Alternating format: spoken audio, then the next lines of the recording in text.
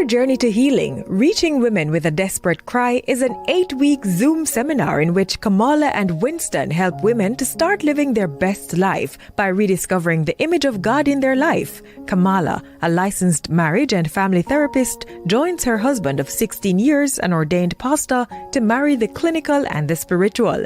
You will begin living your best life filled with love, joy, and peace. Register at kwministries.net for this life-changing seminar.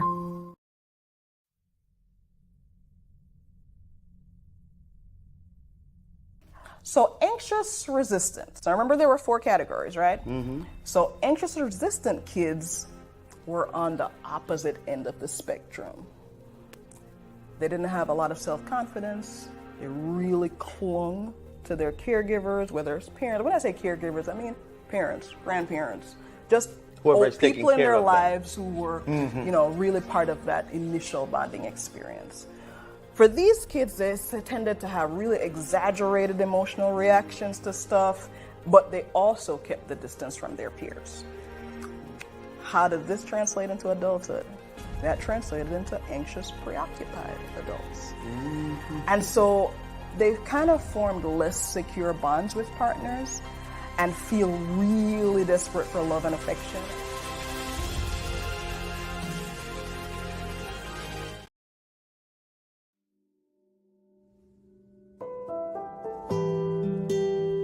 God is patient. God is kind. God is long-suffering. God never fails. God always hopes.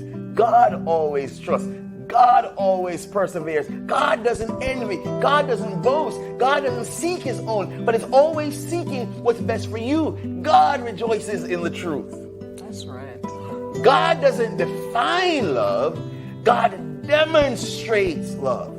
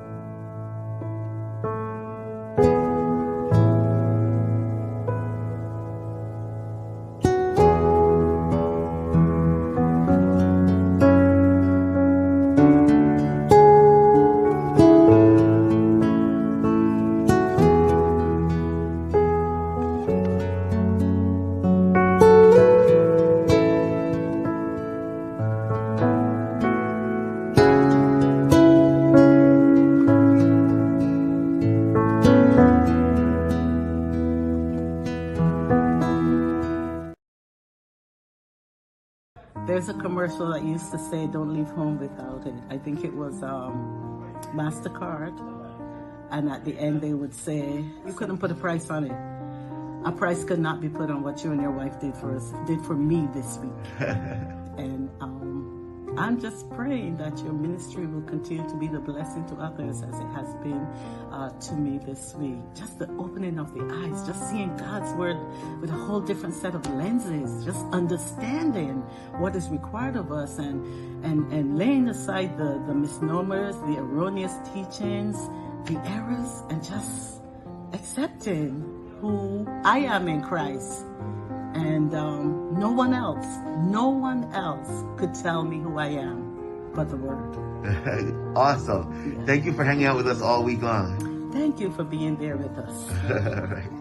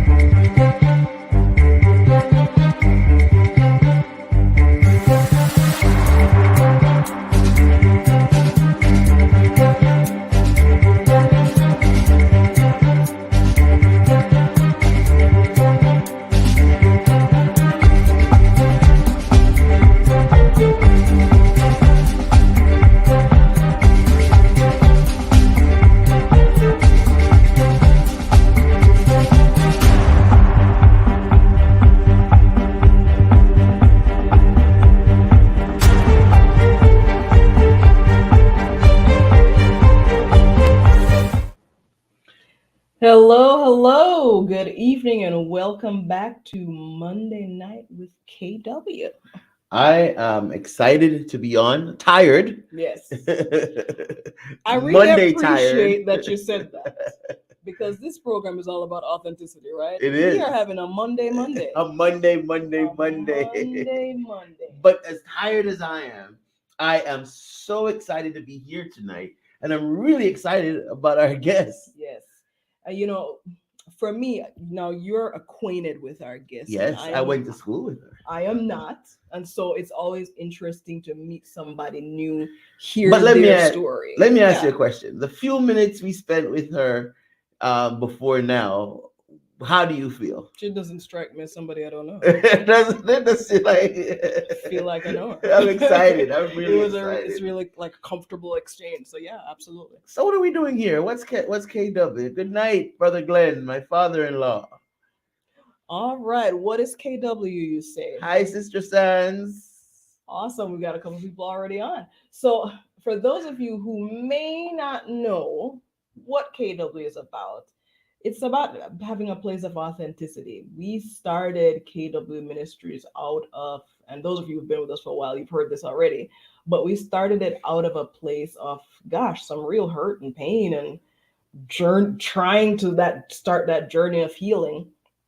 And at some point along the way, after a couple of devotionals, we realized, it might be interesting to have a space where we could just share with other people, realizing that as alone as sometimes you feel in your own challenges, you're not. You're not alone. So many there are other people who are going through, and we have experienced some really interesting journeys with individuals. One of my favorite was Rachel. We had Rachel on several months ago. Rachel came through a really bad divorce, but opted to stay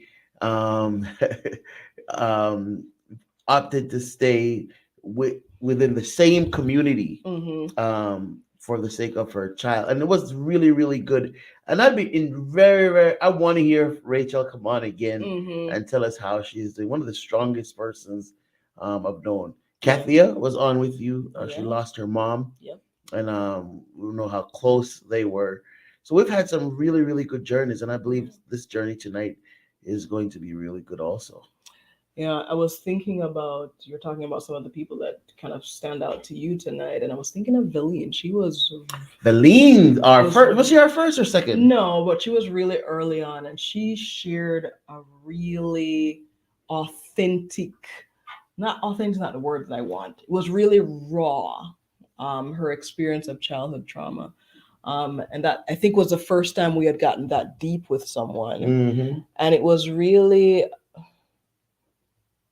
I want to use the word liberating, but I don't know if it's the best word, but liberating in the sense of enough with the masks, right? Enough with the facade. And I think a lot of the people that we've talked to have really opened up their experiences to us, to the world, really. And I think we've had so many people who've gotten a lot of benefit from that. I don't think tonight's going to be any different. I don't. And one of the things about unmasking or being, Carl said we should have had him on with his sister Keisha. he needs a dial-in line so he can call into the show. Tonight is Keisha's night. One of the things about this kind of discussion is is freedom, and that's what Christ says. I've come that they might have life, have it more abundantly. Whom the Son sets free is really free. Right. But I don't want us to take much more time. So do your part, and then let's get Keisha in here. My part. Okay. Guess what, guys? So, given that I Anna Kay was ready, the consummate salesperson.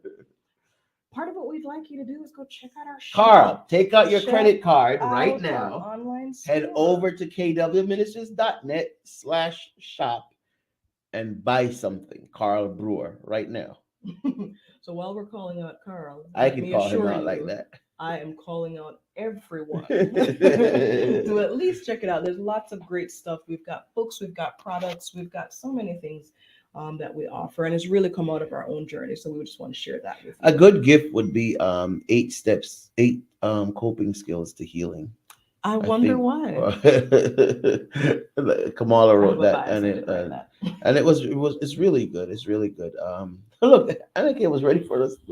She's running it right down there. She sure is. 8 coping skills to heal is a really good workbook to help us deal with stress. All right. So our guest tonight is an amazing person that I went to high school with. She's a singer. She's an actress. She's an amazing person. She has an amazing daughter who is doing some really great things. I hope she tells us about her. And she's just been on an amazing journey. And I'm so happy that Keisha agreed to talk to us tonight. And she will talk to us from her pain. But I also hope to hear from her triumphs because she's had some real nice victories. And so I'm looking forward to it. Keisha, won't you come on in and let's get this party rolling? And there we go. Hi, Keish. Hello, how are you guys doing? We're tired. We're tired, but what did Kamala call it? It's a Monday. It's a Monday. All right. And I understood what you meant without even ever hearing that phrase before. I was like, oh, I know that. How are you doing? I'm doing good. It was a Monday for me too. Both like emotionally and just, oh man, again, starting work again. Weekend wasn't long enough. And the weekend wasn't enough. So, it was both of those for me. So yeah, it was a Monday. Let me ask you a question. Let's start here. Mm-hmm. How do you cope with Monday? How do you cope with a Monday? How I cope with the Monday? Well, Monday usually starts Sunday night when I'm going to sleep. To prepare. My mind is going about, we got to start work again. Oh my goodness, you're so tired. How are you going to make it? How are you going to do it? So it inserts that doubt. And then when I wake up, it starts talking again. So how I cope with a Monday is I I take a deep breath. I normally have like a morning devotion that usually starts my day. And I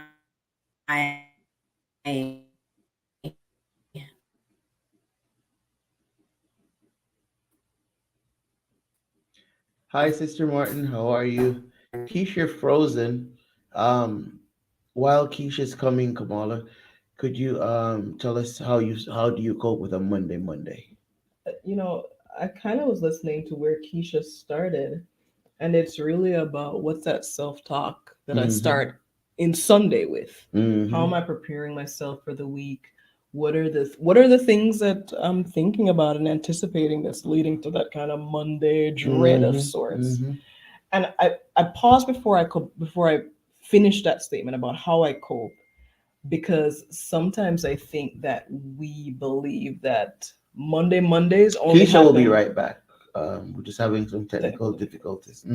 Sometimes we believe that a Monday only has to do with individuals who are not enjoying what they do, and that's not true. No. It's not true at all. You have children.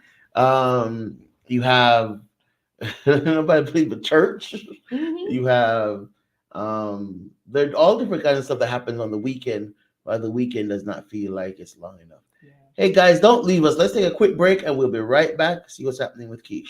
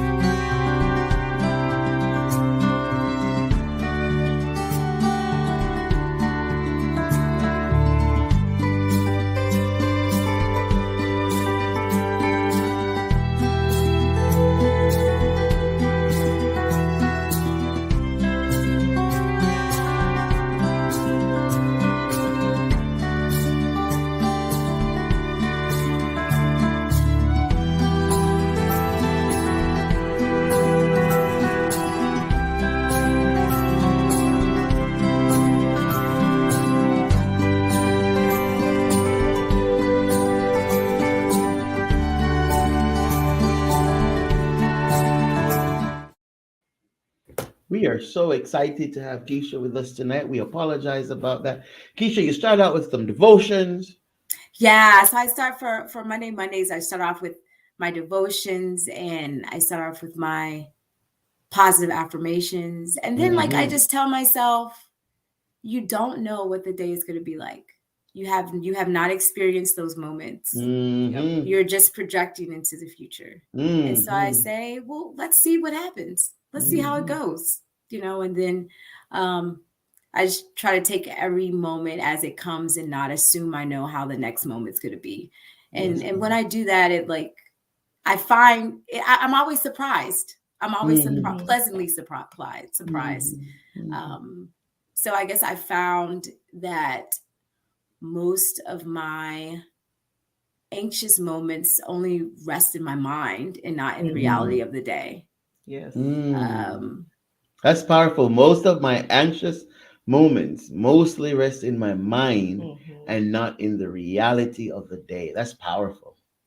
I really like that you said that, Keish, because I was thinking to myself, that probably doesn't just translate to Mondays. I feel like that mindset translates into lots of different areas of your life, my life, somebody else's life, and somebody who's going to hear that and go, huh, I should let that translate into my life too. So I really love that.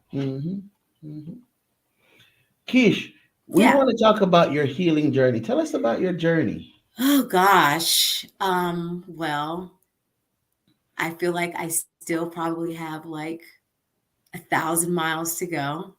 But it's been amazing.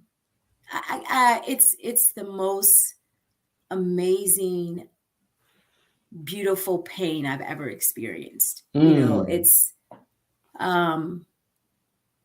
I'm seeing how the two coexist together.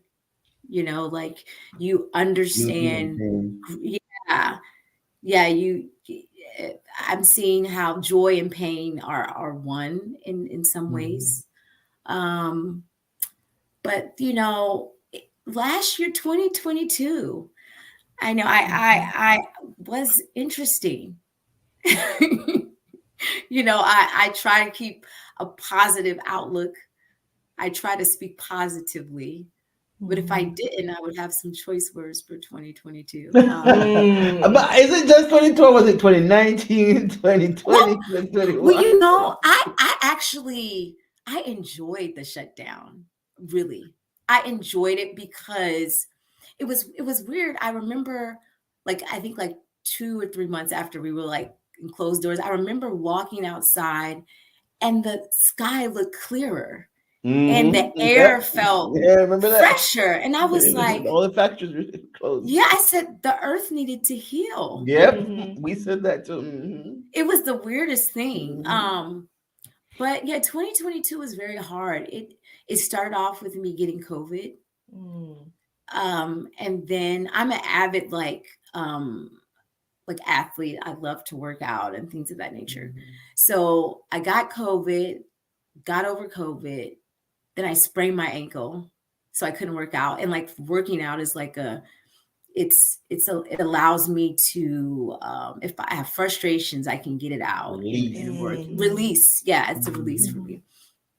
And then 2 weeks into into me having a high ankle sprain, my father has a brain aneurysm. While at my daughter's soccer practice. So, you know, he's kicking around the ball and then someone screams out, "There's an old man that's fallen out." And then my daughter runs over and he's seizing. Tell us about your dad. Oh gosh. My dad was a wonderful human being. I'm honored to have come through him. He was an educator. He was a musician. He was a father to many children that, you know, have to traverse this life journey without one. He was a good friend. He was a musician. He was a writer. He was a lover of God. And I had to end with that one because that was the most powerful one. My memories of my father were, when I think of my father, the first thing I think of is morning worship. Not remember a morning that he did not spend hours with God. Like he would fall asleep on his knees sometimes. I would knock on his door and he would have fallen asleep. Like that was very important to him.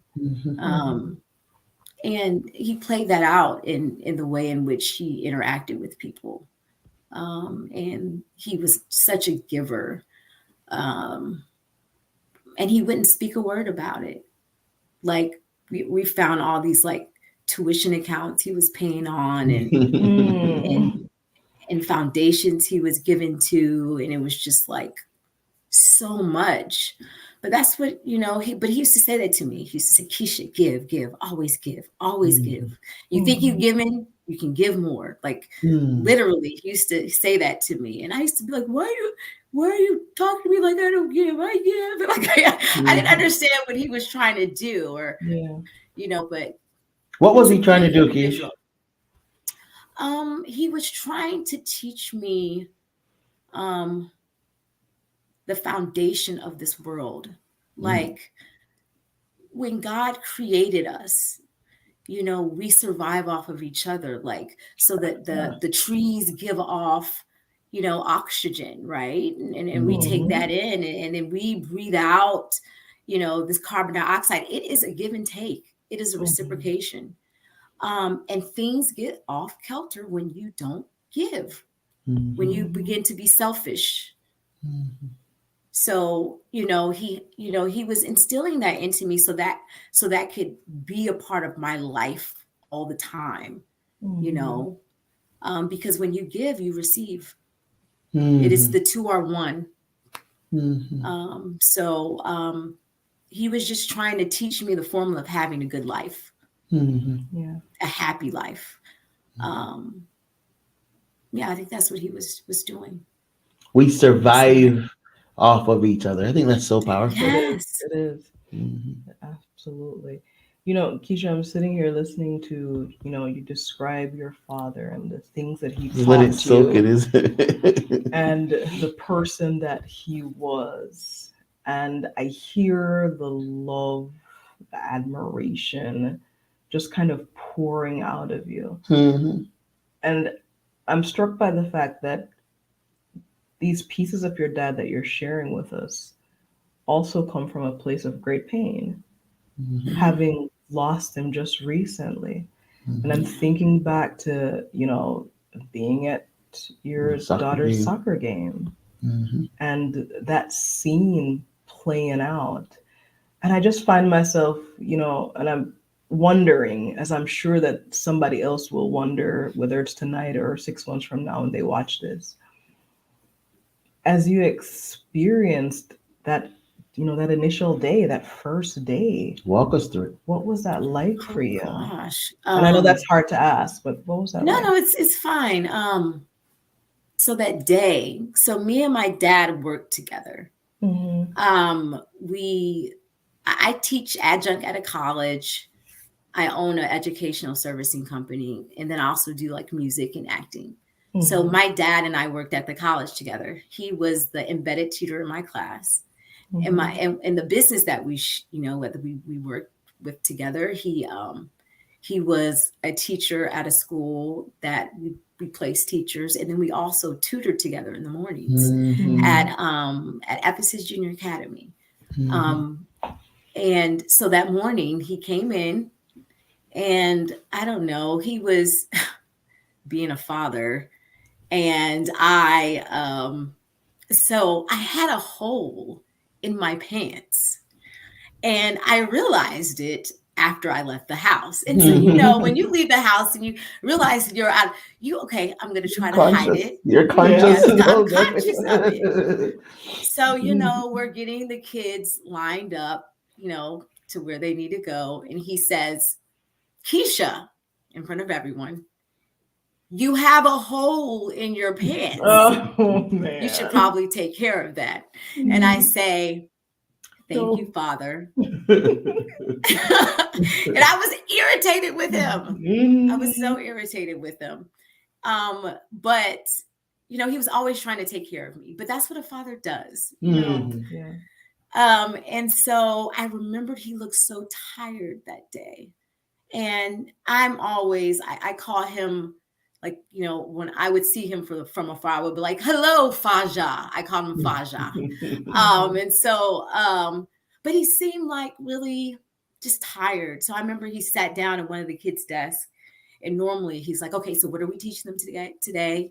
Where the lesson plans, where he's really very orderly individual. And so he was just tired. He didn't do that. And so, but he did point out the hole in my pants. It's funny. It's funny when I think about it now. And so then we separate into classes, and I'm on my crutches, and he's constantly trying to help me. And I looked at I didn't see it as, oh, he's a father just trying to help. I was like, he doesn't feel I can do it. I can do it. Although I'm on these crutches, I still, I don't need your help. I can figure it out. But he was just trying to help me. And so I remember he's like, let me take your bag. Let me walk you to your car after the day was over. And me just like, I got it. And I wish I sat a little bit more in that moment. But see, in my head, I was thinking, oh, he must think I'm not capable. Mm-hmm. And so I was playing to that versus he just wanted to help. Now, I mean, I just want to make sure everyone understands I don't have any guilt of that. Mm-hmm. That was an interaction that we had, and it was the moment. Yeah. And I believe if you are an intentful person and you really are looking to better yourself, you do the best you know how in that moment. Mm-hmm. And then you are taught something better, and then you do something better. Yeah. So that moment taught me to not be in my head and to cherish your interactions and be present. And so now I find myself being more present with my daughter, more just listening to what she's saying and not what my mind is saying. Yeah. And Keisha, so, let me interrupt you for a second, because I think you just said something very, very, very, very instructive and important. Because I was wondering, because I was waiting for you to slow down so we could go to work on that moment. And right when I was figuring in my head, all right, how do I articulate this? What's going on here? You said, no, I don't feel guilt. Yeah. What I did was I learned. yeah. How important is it? I remember like the night when my foster dad died. Well, he got sick that night. I was just a little kid. We were outside playing dominoes, and he had church people over. You know, this is rural Jamaica, and he was so angry. He got so angry that we were playing dominoes. And as you were talking, I was thinking about that, and I was so excited when I heard you say, "What I did was I learned from that. I don't carry guilt from that."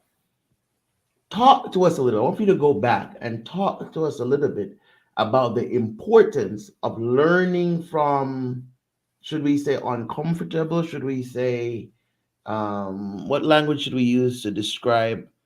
Well, I'm gonna let you do it. Yeah. Well, I mean, I think uncomfortable is it? I mean, Is it like, good? there's different degrees of uncomfortable, right? Mhm. There's uncomfortable that is just like, and then there's uncomfortable where, oh, I can't even be present in the situation. Mhm. You know, it's because it's that uncomfortable. Now, my mind did want me to feel guilty for it. And what I say is that I say it like that because, you know, like how I see it or how I experience it is there is an emotion that I feel, and then there's a thought.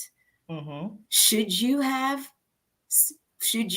like spoken, you know, not disregard your father? Why would you have done that? Do you know? And then the questions get deeper, you know, and the emotions get deeper.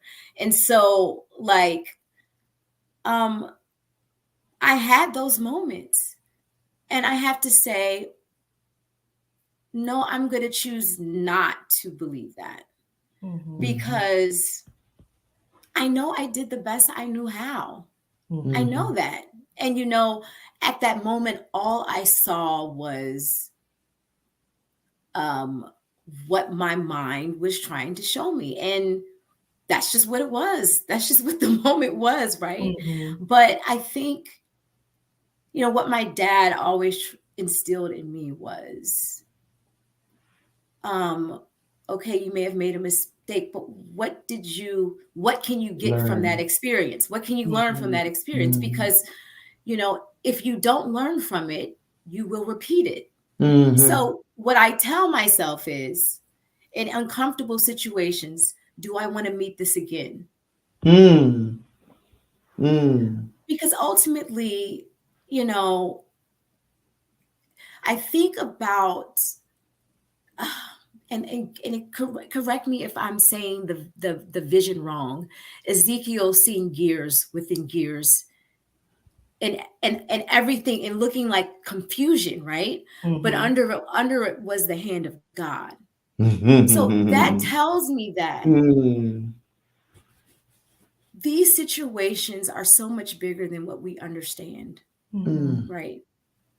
And it tells me that although I'm in deep despair, and many days it is hard to do what normally was easy to do, that he is in control. Mm-hmm. And if I believe what my father taught me,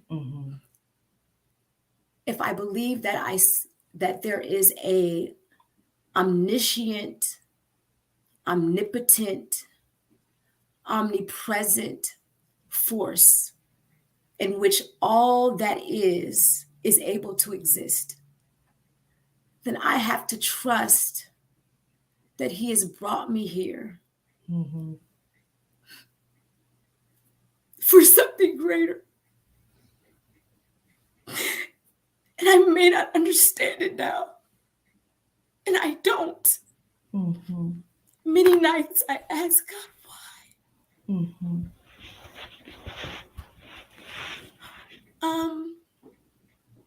But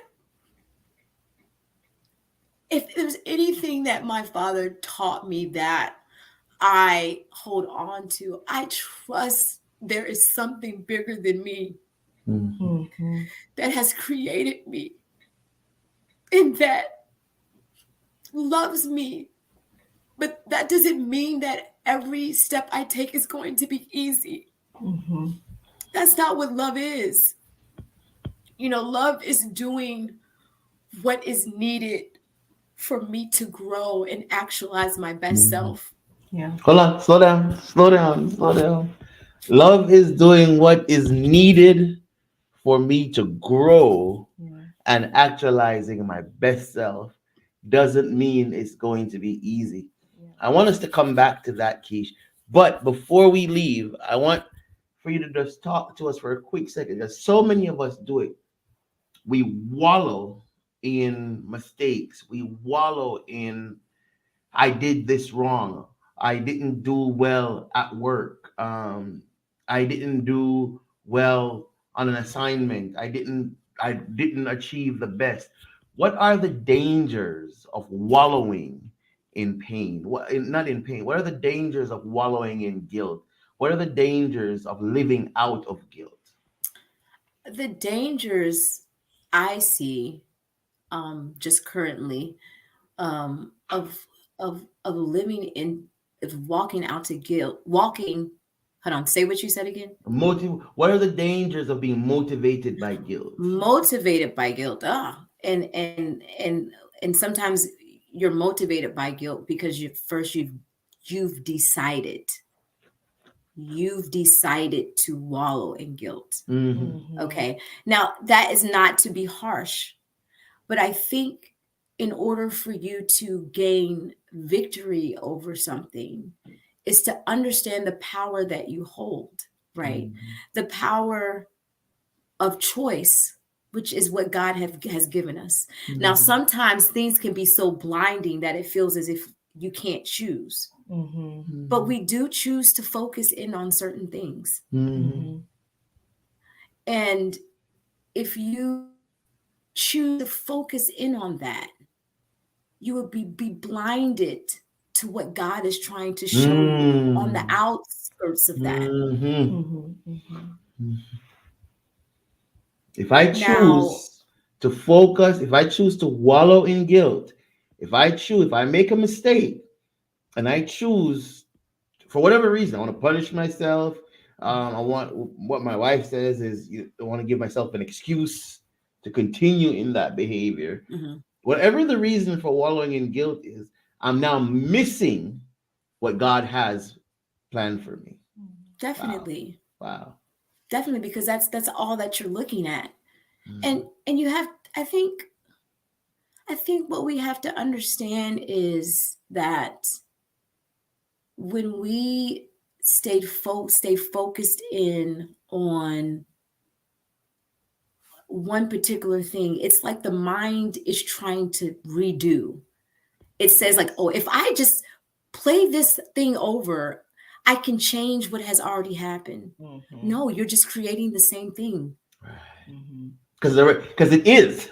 So all I'm doing is reliving it. You're just reliving it. But guess what? That moment has passed. There's nothing you can do about it.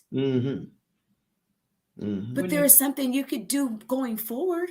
Yes. And the best way to honor God, not yourselves, self, the best way to honor God is to say, yes, I did not do that moment. The to the I did not do that moment in a way that is completely Christ-like or God-centered. But I hear you. Yes. And I am going to learn from it. And guess Yes. what, God? You are the amazing teacher, and I'm going to do the next moment how you would want me to. And I think if you keep with that energy, then you're going to approach God. You're going to approach the character that he wants to build in you, right? Because you're like, okay, it's like riding a bike. You fall off, you get back on, and you can go like 2 or 3 more pedals on, and then you fall, but you get back on. You don't stay down and keep on thinking about how you fell, 10 pedals back. You just keep on going forward, and you learn from it, and then you are a seasoned bike rider, right? And things can come your way. We're all going to be tempted. What goes up must go down. We're going to experience that. But I think what I'm learning is the trick is, what did Paul say? I'm content in all things. Yes. That is when I have lots of money, and that's when I have nothing. We have to be tested on all points. Like, that's just what it is. How are we to know that God is truly good if we do not experience him in all ways? All right, let's. I want first to now go back to the growing, to the learning to grow. What love is. Love is being able to grow. I want for us to go back to that. So here we're in school, and here's the lesson number one. Well, lesson number one from earlier was, how do we get beauty and pain to be two sides of the same coin? I think we'll come back to that a bit later. But then number two was the idea that we don't wallow in guilt. We learn. We learn from it, and because if you learn from it, then the next moment can be better. And we talked about this before the show started, and we said that they overcame by the blood of the Lamb and the word of the testimony. The word of the testimony. So when we learn, we have a testimony. Yes. Yes. And this is a good point to say. Carl said, preach, Keisha. Yes, the word of their testimony. So when we learn, we have a testimony. We have a testimony, and then we can help those that have come that are coming behind us. Right. Go ahead. I'm sorry. Oh no, go ahead. No, I said I think about how we have progressed as a people socially in terms of civil rights, women equality. There is a spiritual component to that, right? And I try to make the connections, because if God is all has to be one in some way, And I feel like especially as Christianity has grown, and because Christianity is in terms of the history of this world, and then and Jesus coming and then when Bibles were allowed to for people to read, in terms of that, like, there was a lot of knowledge that we just did not have, right? So as we have gotten more clarity, and we've had different prophets to come, and just as we've dived more into scriptures and readings that help our spiritual growth, like, I feel like we're able to understand the word from a deeper place. I know just in my life, and maybe it's just also maturity, like I understand things, like I'm able to put to practice what I learned in school, and it means something deeper to me. So when we're looking at, us helping, learning, and helping those that come behind us, and how that ties into they overcame by the blood of the Lamb and their testimony. It's the testimony. It's, we learn, we grow from our experiences, and we see how God is at work in all things. And then when our children come along, we can teach them that, and maybe they can learn it a little bit, they don't have to learn it when they're 40. Maybe they can really see this when they're 20 and 50. I was just saying that. I'm in the world. We're having some Christ internet. coming back. There has to be. We're having some internet issues, and this is some really, really good stuff. Hey, Keisha, if you can hear me, we're having some internet issues. Let's try and get that sorted out. Let's see if we can get it sorted out real quick. Yeah. But here she is. All right. So pick up from Okay. We can pass this on to our children. Right.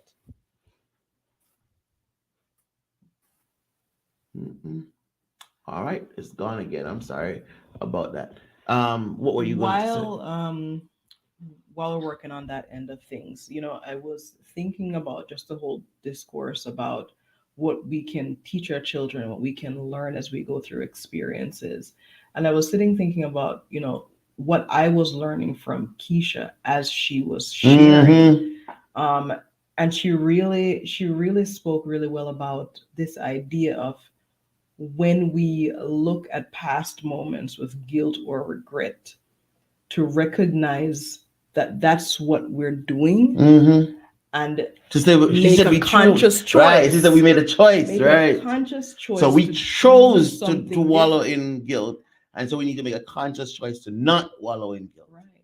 And I was also thinking about, the fact that, that discussion came out of her talking about the loss of her dad, and that last interaction that they had, those last days moments.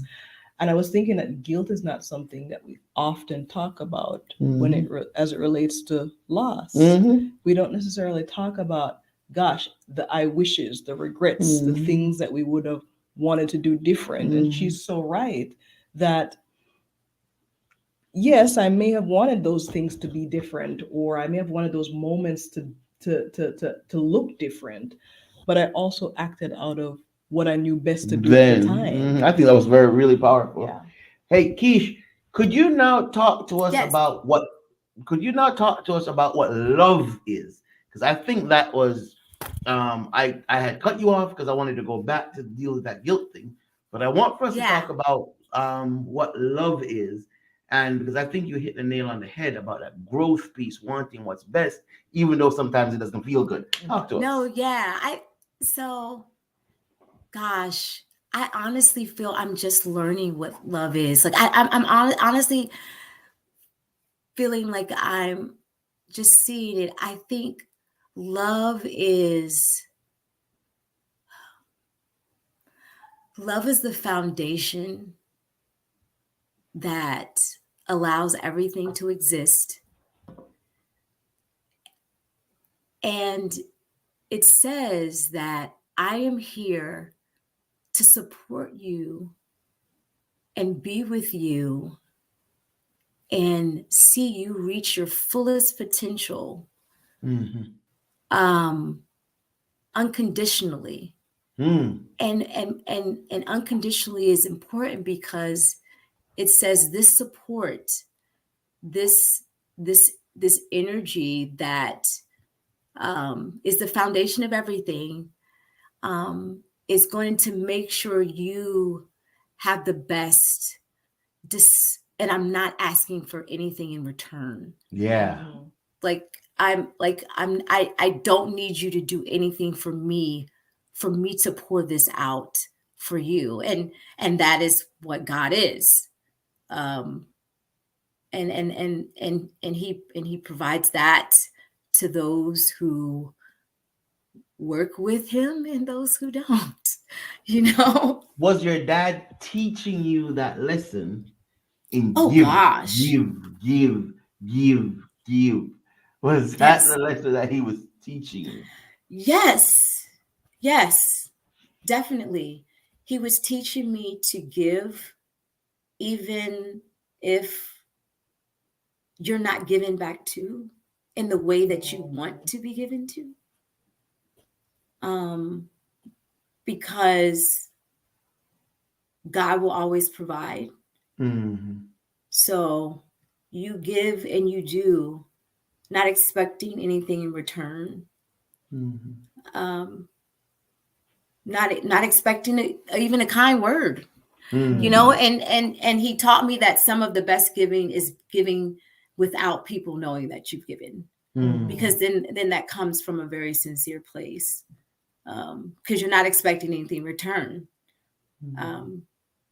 So love is so much. I don't even know if I can really define it, to be honest with you. Like, I'm just really understanding, and I'm not even understanding it. I'm just learning. I'm experiencing it. Yeah, I'm experiencing it and trying to put words to it, and doing my best to live it out in every day with people that I interact with.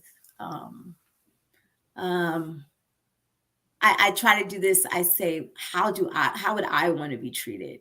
Mm-hmm. How would I feel if I were in their predicament? I think that's an expression of love. So empathy, sympathy, I think it all rests within love. We have empathy for others because we love. I'm going to try to, yeah. That unconditional peace, and you would have experienced that from your dad, of course. And it's 9:45. The clock hates us. That unconditional peace can become burdensome. No. No, I think it's freeing. Actually, it's freeing because you're not expecting anything and you're not holding anyone like in prison or because they did not give to you what you thought they should because you did this for them. Yeah. Or not holding yourself in prison. Or holding yourself prison. It says, it's freeing because it's like, I do not, when it's unconditional, you are just simply enjoying the experience of being a blessing for someone else. That's good. That's it. That's good. It's not a contract. It's not a contract. Yeah. Because when it becomes a contract, then you feel bad about what you did. Well, should I have done that for them? Yep. You know what I mean? But so it's like, I'm going to give to you and yay. Thank you, God, for using me. And I say that. I say that to God because he could be using someone else. But how amazing is it for God to say, I gave you this $100, but guess what? It really wasn't for you. It was because I want you to experience blessing this person and seeing how joyful they feel because you gave. And then you can see what it's like to be me because I give to you all the time, So I think, I'm learning that. I'm learning to enjoy the experience and not expecting anything back because I snapped at people. I made, I alienated myself from people when I loved conditionally. But when I Of love course. unconditionally, the world is my oyster. Like, Yeah. okay, I'm whether you want to love me back or not, I'm just giving it to you, and I feel good about it. Yeah.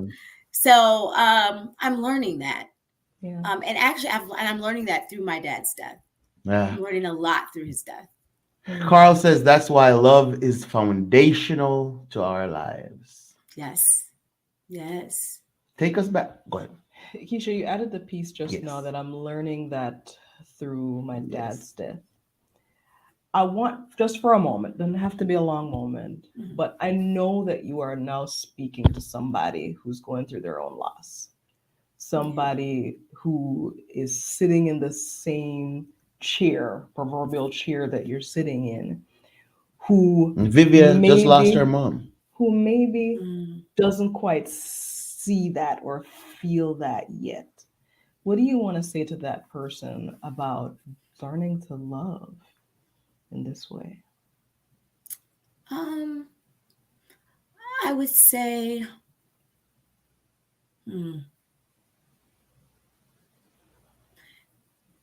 experience your pain, but understand your pain is simply there because the love was great. Mm-hmm. Mm-hmm. The pain is there because the loss was great. Mm-hmm. If it was a loss that didn't matter, would there be no pain? Yeah. Right? So that means you were given something really good. Mm-hmm. And there's thankfulness in that. Yes. Mm-hmm. And when you can decide There it is. to focus on the thankfulness, Mm-hmm. God will heal your heart. Yes. It doesn't mean that it's going to be easy. Mm-hmm. He didn't say it would be easy. We learn these phrases because they are real, right? Yeah. Mm-hmm. But I truly see the beauty of God in my dad's death. Mm-hmm. Because it is in his absence that I see more clearly how great of a gift he was to me. Mm-hmm. Mm-hmm. I am who I am because of him. Yes. I can do what I can speak, I can articulate. Mm-hmm. These are things we take for granted, but we are taught this. Yes. Mm-hmm. We are taught everything that we do. There is Yes. nothing that we can do on our own. We come in the world as empty slates. Mm-hmm. And in his absence, I see what amazing gift I was given, and a gift that showed me how to live a life of service, Mm-hmm. which makes me a happy individual. Yes. He showed me how to trust in something beyond myself. Mm-hmm. And in doing that, I am able to make it through these times and see that there is something that sustains me when I have a lot and when I have a little, Mm-hmm. which tells me this is something that I can depend on. Mm-hmm. Mm-hmm. I want to ask you a question. Yeah. And I want for us to still come back to contentment. But I want to ask you this. What is the danger of confusing the gift and the giver of the gift? And I want for you to just think back on what we were talking about before we started. No, yeah, I can tell you. As soon as you said that, it came right to my brain, because that's what it was. And I realized that, okay, the giver of the gift is in control of all and gave you the gift to shine a light back on the giver. Now, when I thought, I have my my morning. I have my morning devotions almost all the time, right? Mhm. You know, I talk to God constantly throughout my day. But when my dad died, I felt unsafe in the world. I felt that my security was gone. Mhm. I felt that my protector was no longer here. And I realized that I attributed to my dad things that I should have rested in the hands of God. Mhm. And it wasn't till my dad passed that I realized that. I realized I didn't really trust that God was going to sustain me and keep me with, I'm an entrepreneur. I'm pretty much most of the things I do, and as an entrepreneur, it's like the buck stops with you, right? Mhm. But God commissioned me to do this, right? So I must do it in faith, knowing that he will provide. But to be honest, I was like, well, it doesn't matter because if things go south, my dad will be there. Mhm. If I get a flat tire, no, it's not the God that'll order everything to work out. No, my dad will be there. I'll just call him and he'll come and help me out. If I'm trying to manage, as I'm a single mom, if I'm trying to manage things with my job and my business and I need help with my dad, no, it isn't God that works it out. No, it's my dad that helps me. Yeah. Because these were ways in which he was very woven into my life. But now, okay, God, I need you to work this out for me. And I sit back and guess what? He does. Yes. And that doesn't mean that everything happens how I think it should. Now, most of the times I'm learning that what I think is crazy. It's not even that smart, He has a plan that's just more amazing and far beyond what I could ever imagine. And when I sit back and stop getting frustrated with things not happening the way I want them to and just see how they are working out, I just say, oh my gosh. This is an amazing energy, a God, whatever, everything that I serve, because I would have never thought about it that way. Yeah. And so I realized that, I'm sorry, anytime I say it, it hurts so bad.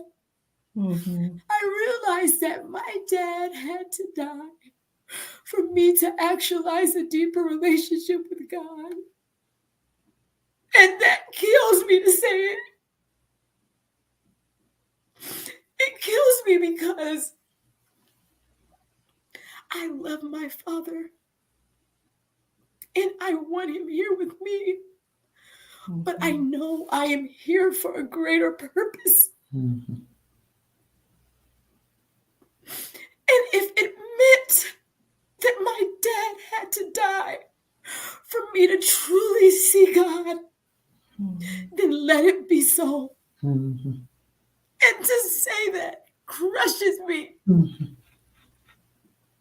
It crushes me, but what is getting me through is knowing that I am here to serve God. And I am here to evolve spiritually.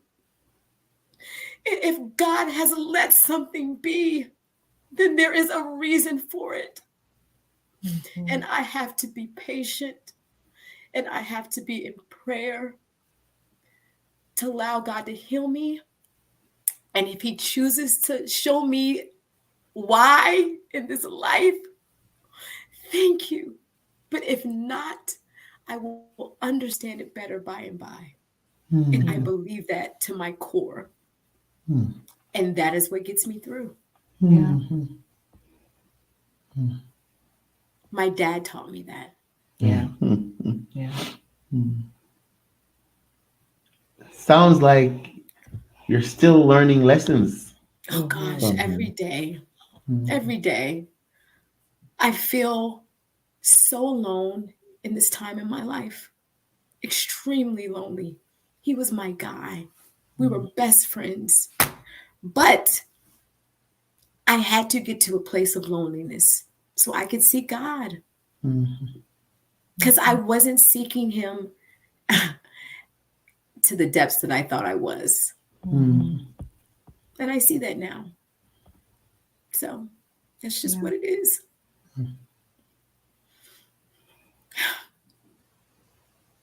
You shared from such a real and authentic place tonight, Keisha. And I'm so grateful that you did. Because this is it, right? Yeah. These are the places where we try to show up in the way that we should. When Mhm. in Yeah. fact, the experiences that we have, the things that we go through, how we make it through is exactly what you're talking about. It's the ups and downs. It's being able to be grateful, yet feel the pain of loss, Yeah. be able to notice the experience of God, even though I'm experiencing pain. It's all of Yeah. it, right? It really is. It really is. And my dad was a competitor, right? And he Yeah. taught me, I was in sports a lot of my life. And so in sports, you learn to press through hard times Yes. because you want the goal of the win, right? Mm-hmm. So this is what I say. It's hard, okay? Mm-hmm. But if I'm going to go through it and I'm going to go through it and I'm going to have some jewels on my crown because what did they say? What did we start off with? They overcame by the blood of the But lamb and the The word of word of their their and the word of their testimony. testimony. testimony. So if I can be authentic to the moment Mm-hmm. and show you what I'm learning, mistakes, flaws, and all, Mm-hmm. then that and help someone on their journey, then I had to go through it. So I want some jewels in my crown if I had to go through it. That's right. Mm-hmm. Mm-hmm. That's I'm right. just That's right. saying. That's right. Just saying. Yeah. We're out of time, Keish, but I Okay. don't want to leave you without contentment, without talking to us about the process of learning to be contented, learning to have much, have little, have none. What's that process like? That's a good question. You're having me really think and dive into that. So for me, the process was first learning that who I am, what not even what I was made to be, but yeah, who I am, the foundation of who I am is not lessened by what I have, Right. right? So I am not a better person because I have a lot of money, and I'm not a lesser person because I have no money. And and I've experienced both. I've I've I've been on food stamps before.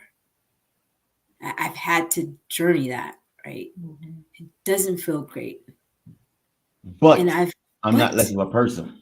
but I'm not less of a person. I have been provided for just in a different way. Mm-hmm. Not maybe not how I want to have what I have, but I've been provided for. Mm-hmm. Thank you for that, God. Thank you. Mm-hmm. And I've experienced the other side, having lots of money, being able to go out whenever I want. Mm-hmm.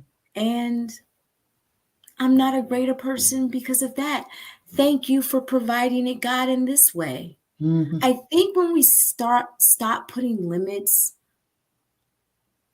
or requirements on how we receive from God, we can experience a better life because we're not shaming ourselves or angry with God because it doesn't look how we want it to look. Mhm. Yeah. Now, I don't think there's anything wrong with wanting experiences. Like, God, I don't want to rent anymore. I want to buy my own home. I don't think there's anything wrong with that, you know, and putting it before God and asking, and He says, "Ask, you'll receive." But You I'm know? not valuing myself. But I'm based not on valuing myself based upon it, because if I experienced it all, then it can't be me. It is just an experience. that. Mm. So if that's what it is, how can I value myself by So- the change of that? so- That change. Like, Woo. it's like putting on a different pair of clothing, you know? Mhm. Mhm. It's and so I think that was the first process, learning who To value me. value me. And I value me because if I was thought of, sometimes I sit in the mirror and I think about this. Keisha was thought of My God. by divine. Yes, that's good. How many That's good. possibilities for this infinite? So I'm a math teacher. So I have to dive into this concept of negative infinity to positive infinity. Yes. And in between every number, there is infinite numbers, right? Mhm. Because there's always a 0.9 and a 0.999 and Yeah. a 0.99999, right? Yeah. And so if this infinite force thought of me, Woo. gosh, I must be special. Yes, Lord. No, like really meditate on that. Like when you think of the number pi, like I know a lot of schools are going to be doing this. 3.14, March 14th is Pi Day. Pi is a never-ending number, right? It's an irrational number, right? Mhm. It just goes. All right, if we have numbers that do that, how much bigger is this entity that has allowed me to exist? And I was thought of. Oh my gosh. I must be amazing. I That's sit and good. I think about that in the mirror. And everyone really should, because it really is that. It's that. This is good. How many people are on this earth? I don't know, like a little over a billion. Numbers are infinite. That's not a lot. So for you to be included in that number, oh man, that's amazing. That's good. That's amazing. That's good. That was good. That Keish. we'll come back and end it in a second. And okay, Okay. move on. We didn't have everybody's just soaking it in. Participate. Well, let's see who won our prize tonight. We'll come right Ooh. back, Keish. Who won Okay. our prize, Anne?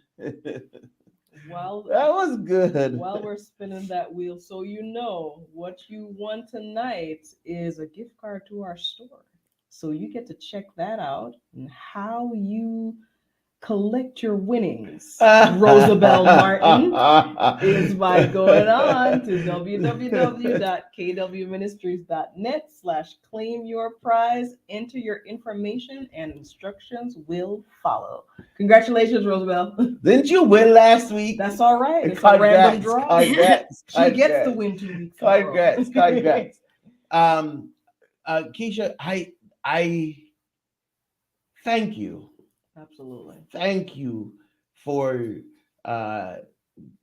giving us that special two-faced coin, Mhm. pain and beauty. Yes. Thank you for telling us not to choose, not to wallow in what was uncomfortable, but to Yeah. decide to grow. Thank you for Yeah. telling us that love must be unconditional and the freedom of enjoying unconditional love. Thank you for talking to us about contentment that starts with believing that I have intrinsic value, Yes. and then recognizing that the infinite God Mm-hmm. thought of me. Yeah. I must be something amazing. Thank you, Keith. Thank you so much. Oh, thank you. Thank you. This was healing for me. Like every time I'm able to cry it out and get more out, I'm like, you know what? I've healed just a little bit more. So thank you. I appreciate it. I think this was healing for all of us. I think so too. I think so too. Guys, if it's Monday night, you are with KW. Ministries. Have a wonderful night. Congrats, Sister Rose.